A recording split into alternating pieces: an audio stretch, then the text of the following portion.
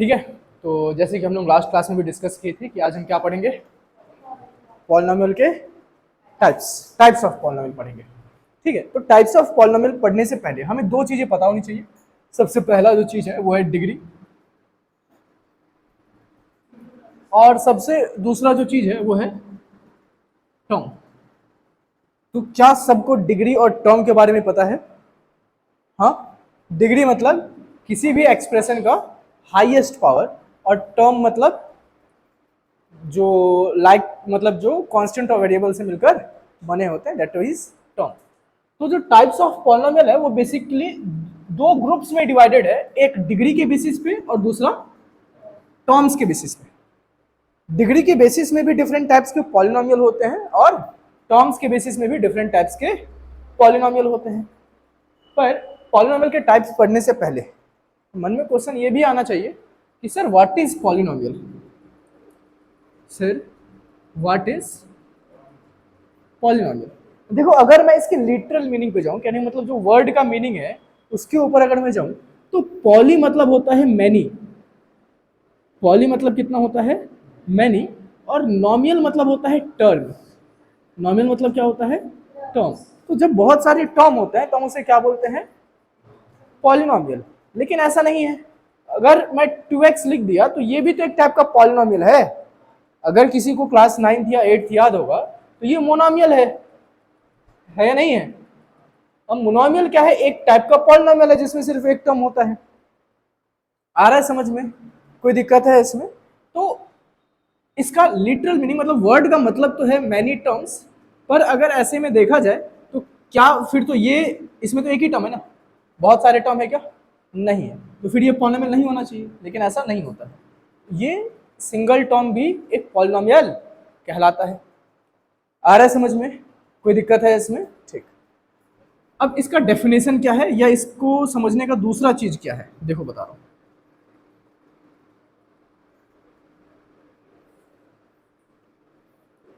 Polynomial, polynomial में जो power of variable होता है, या फिर मैं लिख लेता हूं exponent of variable, exponent of variable, वो होना चाहिए हमेशा होल नंबर। क्या होना चाहिए? हमेशा ही होना चाहिए वो एक होल नंबर। अगर होल नंबर के अलावा कुछ पावर हुआ तो वो पॉलिनोमियल नहीं होगा। For example 5x to the power -1, तो -1 एक होल नंबर नहीं है, तो ये पॉलिनोमियल नहीं होगा। कोई दिक्कत है इसमें? सेकंड, सर 1/2x², यहां 2 एक होल नंबर है, तो ये पॉलिनोमियल होना चाहिए? नहीं होगा, ये पॉलिनोमियल नहीं होगा। तो सेकंड रूल क्या है? Variable should be in numerator. Variable should be in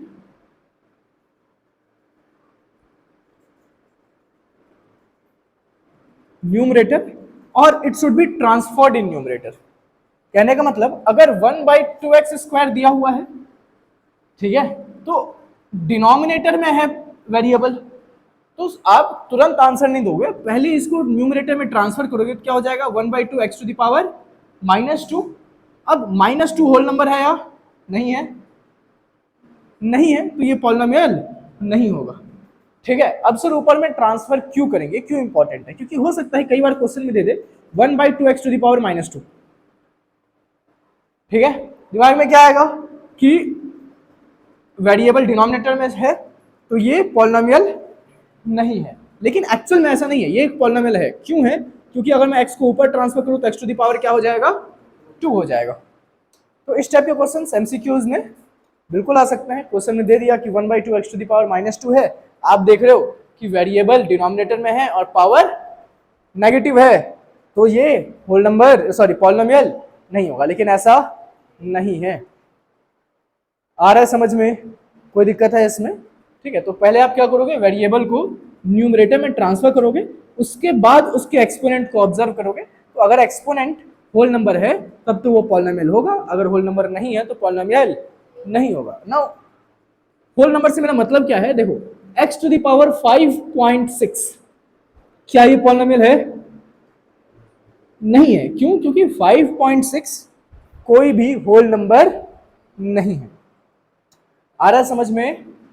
5.6 whole number है क्या? नहीं है। तो ये जो है पॉलिनोमियल नहीं होगा। क्लियर हो रहा है मैं जो भी बोल रहा हूं? कंफ्यूजन है इसमें कुछ भी? पक्का? तो व्हाट इज पॉलिनोमियल क्लियर है कि पॉलिनोमियल होता क्या है?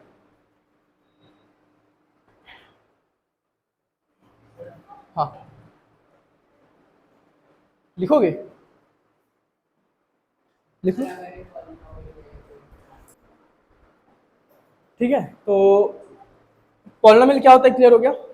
अब एक सेकंड के लिए मैं डिग्री बता देता हूँ, डिग्री और क्या होता है, टर्म क्या होता है। जैसे 2x² प्लस 4x प्लस 5 लिख दिया, तो यहां पास वेरिएबल का पावर क्या है? 2। यहां पास वेरिएबल का पावर क्या है? 1। और यहां पास वेरिएबल का पावर क्या है? 0। तो सबसे हाईएस्ट पावर क्या हो गया? 2। तो डिग्री क्या हो जाएगा इसका? 2 हो जाएगा। आ रहा है समझ में? और इसमें नंबर ऑफ टर्म्स कितने हो गए? 1 2 3। तो ये हमारे 3 टर्म्स हो गए। समझ में आया ना? अब टाइप्स क्या क्या समझ में नहीं आया इसमें? डिग्री समझ में नहीं आया। किसी भी पॉलिनोमियल में जो सबसे हाईएस्ट पावर होता है ना, उसको डिग्री बोलते हैं। क्लियर है? किसी को डाउट है और? ठीक है, मिटाल दूं? तो टाइप्स ऑफ पॉलिनोमियल पहले हम डिग्री के बेसिस में डिस्कस करेंगे, और उसके बाद हम डिस्कस करेंगे टर्म्स के बेसिस पे, या पहले टर्म्स के बेसिस में डिस्कस करना डिग्री? ठीक है।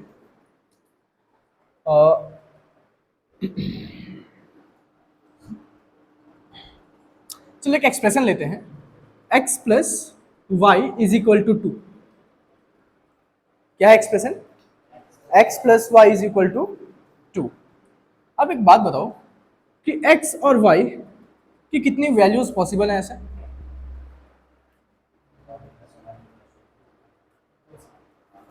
वैसे ये पॉलिनोमियल नहीं है ना, ठीक है, मैं जस्ट कुछ समझाना चाहता हूँ, उसके लिए एग्जांपल लिया।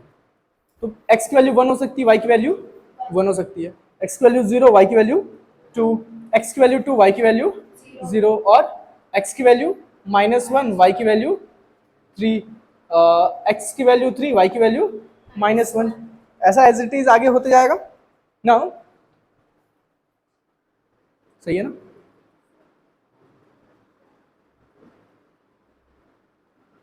कोई दिक्कत तो नहीं है?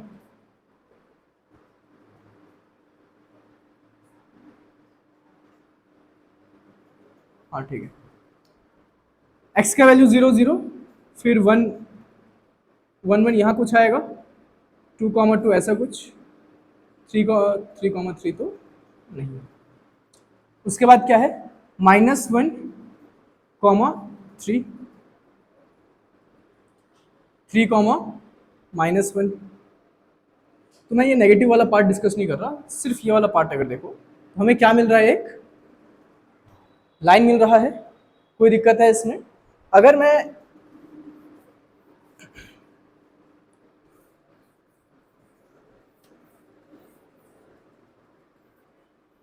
एक और एग्जांपल लेता हूं, that is 2x plus 5।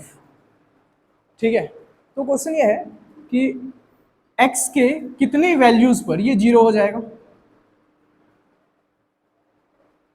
x की जगह क्या पुट करोगे तो पूरा सॉल्व करने से 0 हो जाएगा?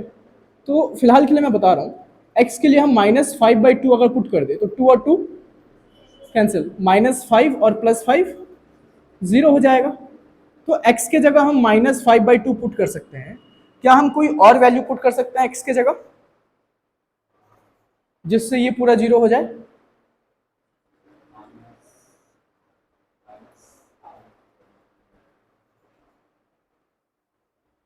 हाँ, -5, -5 2 -10, -10 + 5 -5, तो आंसर -5 बचेगा, 0 नहीं होगा।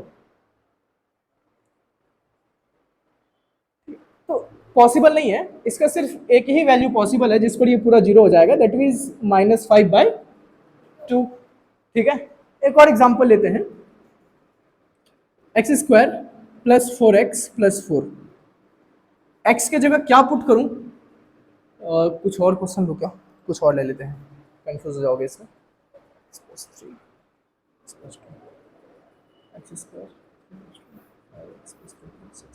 ठीक है, x square plus 5x plus 6, x की जगह क्या पुट करूं कि ये पूरा पॉलिनोमियल जीरो हो जाए? अच्छा, अगर मैं -3 पुट करूं तो -3 का स्क्वायर 9, -3 5 जा -15 प्लस 6, 9 प्लस 6 15 माइनस 15 0। और अगर मैं इसी में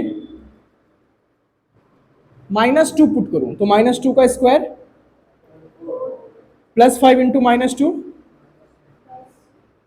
4 प्लस 6 -10। तो -3 और -2 को छोड़ के और कोई वैल्यू है क्या? क्लास 9th में फैक्टराइजेशन पढ़ाया था आप लोगों को, 8th में भी पढ़ाया था फैक्टराइजेशन, है ना? तो ये -3 और -2 कैसे आ रहा है? फैक्टराइज करके आ रहा है। ठीक है, तो इन दोनों को छोड़ के कोई और वैल्यू पॉसिबल है क्या जिस पर ये पूरा पॉलिनोमियल जीरो हो जाए?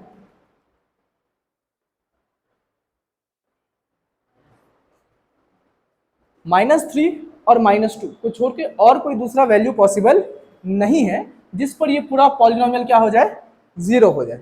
एक चीज ऑब्जर्व करोगे, यहां पास इस इक्वेशन में, इस एक्सप्रेशन में, इस पॉलिनोमियल में सिर्फ एक ही वैल्यू है जिस पर ये पूरा जीरो हो रहा है। इस पॉलिनोमियल के पास दो वैल्यूज हैं जिस पर ये जीरो हो रहा है।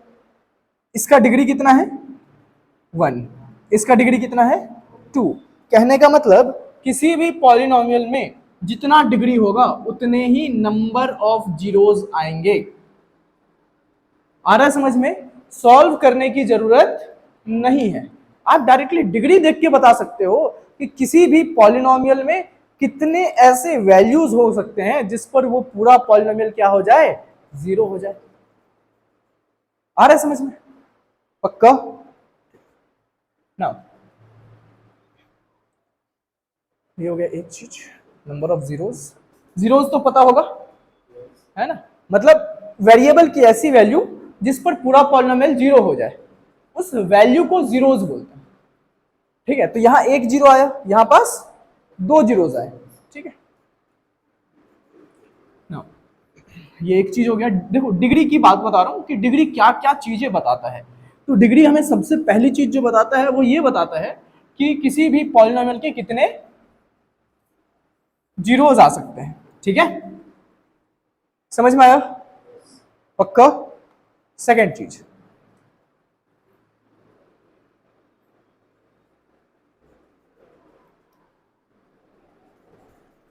टू एक्स नहीं लिखता हूं मैं, x प्लस 3। तो x के जगह पर अगर मैं -3 पुट कर दूं तो ये पूरा पॉलिनोमियल क्या हो जाएगा? जीरो हो जाएगा। तो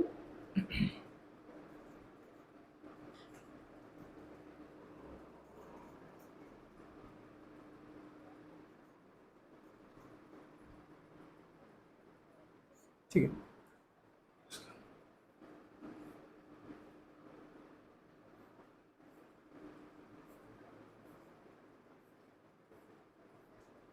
ठीक है, तो मैं क्या बोल रहा था?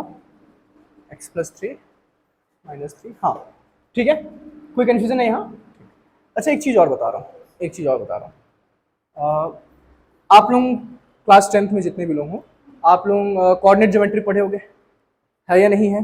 तो कोऑर्डिनेट ज्योमेट्री में दो एक्सिस होते हैं, एक x और दूसरा y।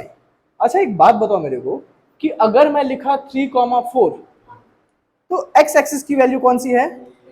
3, और y एक्सिस की वैल्यू कौन सी है? 4। अच्छा, मान लो कि एक पॉइंट है, एक क्या है?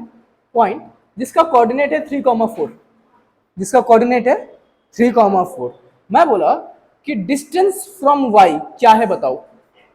डिस्टेंस फ्रॉम y, इस कोऑर्डिनेट का डिस्टेंस y से कितना है? 3 है। आ रहा है समझ में? कहने का जैसे कि अगर मैं इसको 3,4 लिखा या फिर मान लो कि 3,2 लिखता हूं, ये कोऑर्डिनेट यहां आएगा 3,2 में, है या नहीं? है ना? अब ये y एक्सिस से कितना दूर है? 1 यूनिट, 2 यूनिट और 3 यूनिट। तो x की जो कोऑर्डिनेट होती है वो हमें ये बताता है कि y से कोई कोऑर्डिनेट कितना दूर है। ठीक है। और y पर जो कोई कोऑर्डिनेट होता है वो हमें ये बताता है कि वो कोऑर्डिनेट या वो पॉइंट x से कितना दूर है।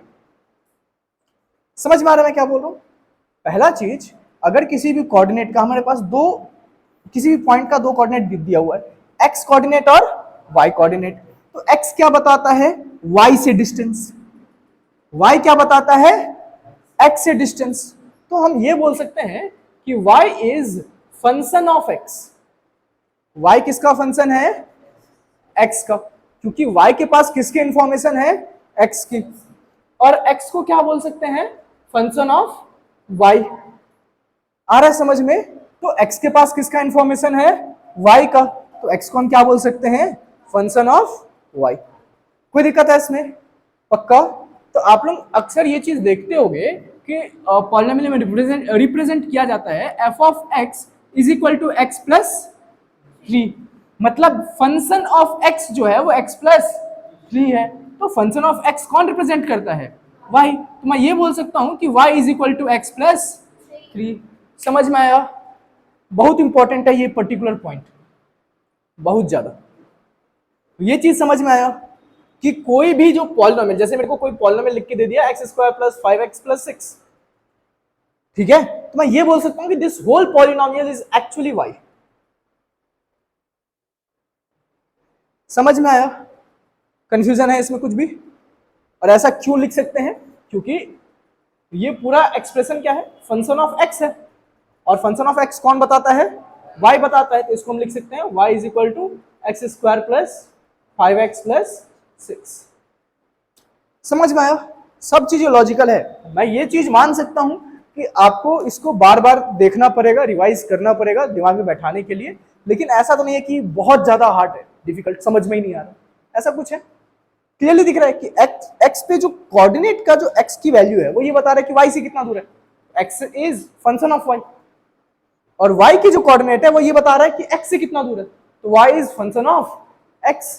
तो अगर कहीं भी ऐसा लिखा है फंक्शन ऑफ x, तो उसको मैं y लिख सकता हूं सीधा। आ रहा है समझ में? पक्का? ठीक। अब देखो, अगर मैं यहां x के जगह पर -3 पुट कर दूं, क्या पुट कर दूं? तो ये पूरा क्या हो जाएगा? मैं कहने का मतलब y क्या हो जाएगा?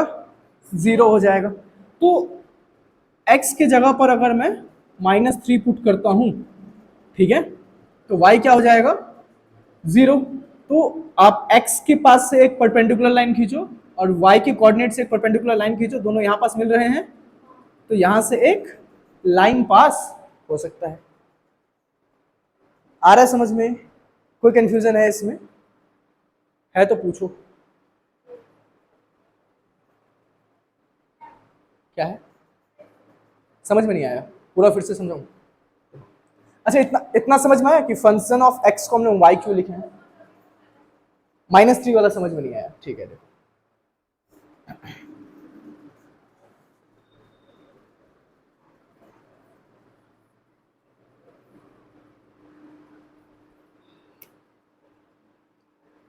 ये प्लस x है, इधर भेज दूंगा तो क्या हो जाएगा?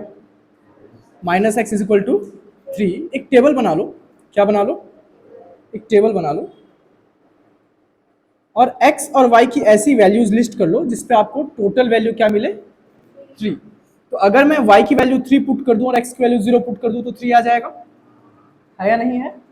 दूसरा, अगर y की वैल्यू मैं 4 पुट कर दूं और x की वैल्यू 1 पुट कर दूं तो 3 आ जाएगा। y की वैल्यू 5 पुट कर दूं और x की वैल्यू 2 पुट कर दूं तो 3 आ जाएगा। इसके बाद और क्या कर सकते हैं? y की वैल्यू 0 पुट कर दूं और x की वैल्यू -3 पुट कर दूं तो 3 आ जाएगा। कोई दिक्कत है इसमें? समझ में आया? अब इसका आप लोग ग्राफ बना लो। क्या बना लो? ग्राफ। वैसे मैं तो बोर्ड पे ड्रॉ कर रहा हूं, तो हो सकता है परफेक्ट हो या ना हो, शायद नेक्स्ट क्लास से इस चीज का इशू ना हो।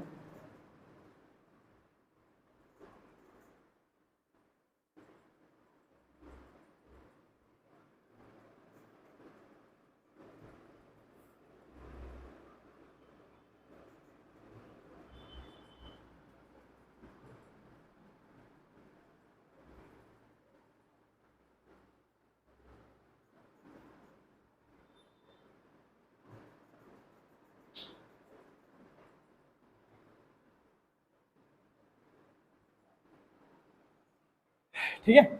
x की वैल्यू क्या है 0, y की वैल्यू क्या है 3। तो हमें पता है y कोऑर्डिनेट जहां आता है वहां से हॉरिजॉन्टल लाइन खींचते हैं और x कोऑर्डिनेट से वर्टिकल लाइन। तो y के पास से हॉरिजॉन्टल और x के पास से वर्टिकल कहाँ मिलेगा, यही मिलेगा। हमारा पहला कोऑर्डिनेट ये हो गया, कोऑर्डिनेट a। x क्या है 1, y क्या है 4, दोनों एक दूसरे को यहां मिलेंगे। x क्या है 2,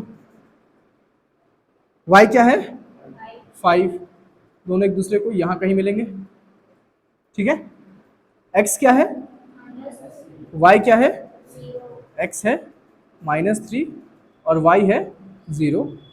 थोड़ा सा ये एक सेकंड, ये गलत बनाया क्या हल्का सा, -1 -2 -3 -4। ठीक है। ये है x की वैल्यू -3 और y की वैल्यू 0। हमें पता है y से हम हॉरिजॉन्टल लाइन खींचते हैं और x से वर्टिकल लाइन। तो x से वर्टिकल लाइन खींच लो, y से हॉरिजॉन्टल, कोऑर्डिनेट यहां जाएगा। कोई दिक्कत है इसमें, दिक्कत है क्या, क्या दिक्कत है, दिक्कत है। हम इसके बाद सारे पॉइंट्स को आपस में क्या कर देंगे,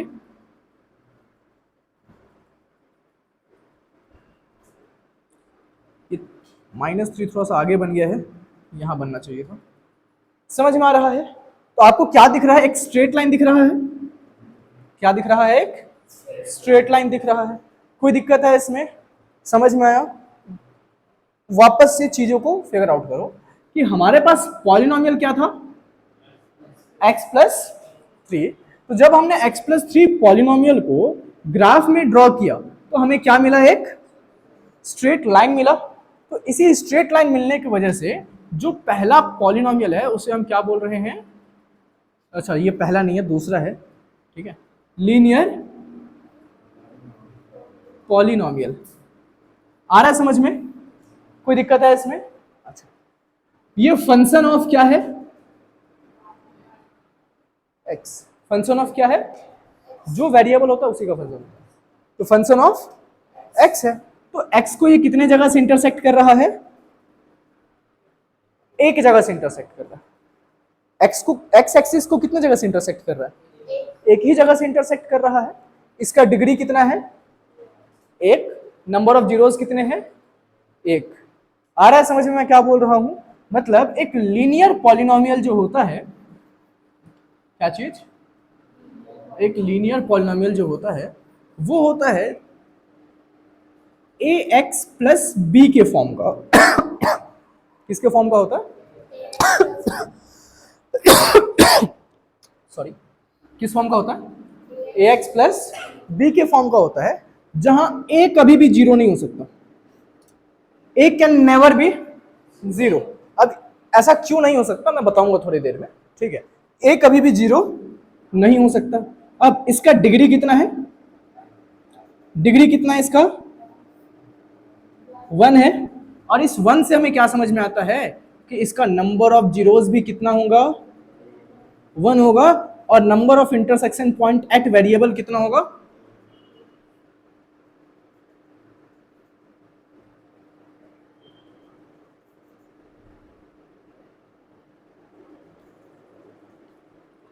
समझ में आया, नहीं आया, आ गया, कंफ्यूजन है किसी को भी, मैडम नहीं दिख रहा तो पीछे कहाँ बैठते हो, क्लियर है, पक्का। तो ये है लीनियर पॉलिनोमियल। ठीक है, नाम छोटा सा दिखता है, बोलने के लिए हम ये भी बोल सकते हैं कि ऐसा पॉलिनोमियल जिसका डिग्री 1 हो वो लीनियर पॉलिनोमियल है, पर वो इतना छोटा है नहीं। ठीक है, आपके पास कंप्लीट इंफॉर्मेशन होना चाहिए कि लीनियर पॉलिनोमियल एक्चुअल में क्या है। समझ में आया। अगर मान लो कि क्वेश्चन में दिया हुआ है y+5, तो this is actually the function of y। किसका फंक्शन है ये, y।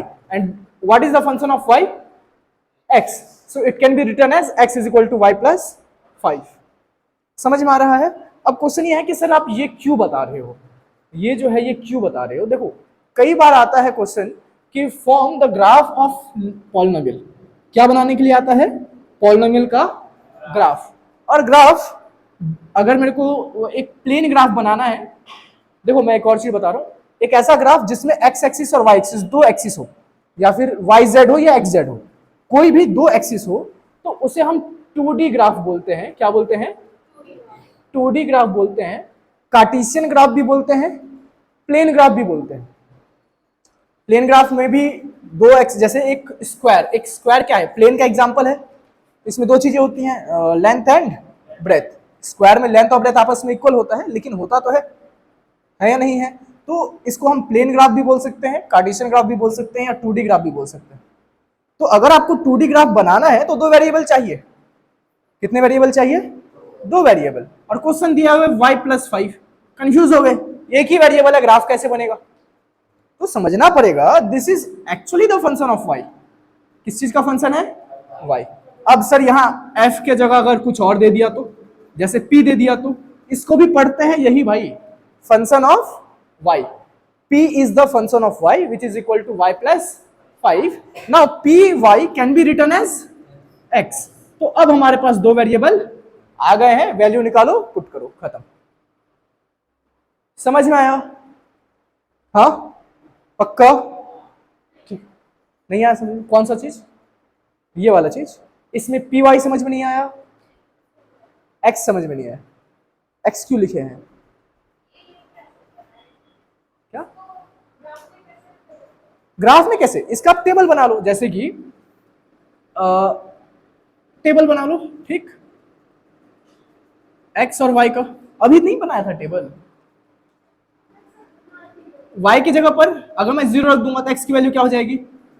y की जगह पर 1 रख दूंगा x की वैल्यू, y की जगह पर 2 रख दूंगा x की वैल्यू, y की जगह पर -1 x की वैल्यू। अब वैल्यू मिल गया, ग्राफ बना लो, ठीक है। समझ में आया?